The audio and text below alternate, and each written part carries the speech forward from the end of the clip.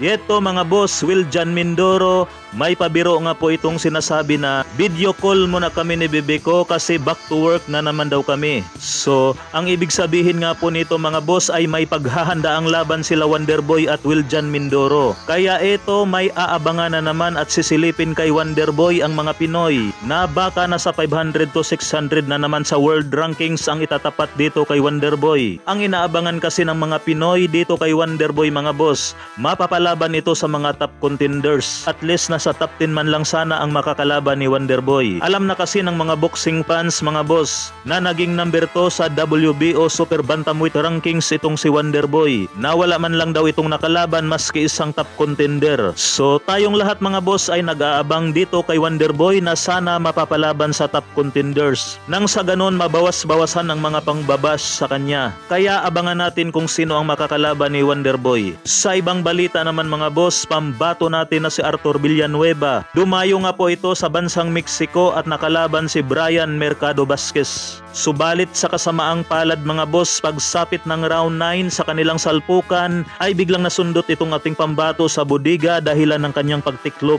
Dahil dyan mga boss ay umaarangkada na ngayon ang kartada nitong si Mercado sa 30 wins, 24 KOs at may isang talo. Habang lumagapak naman ang kartada ng ating pambato sa 35 wins, 20 KOs at may 7 na talo.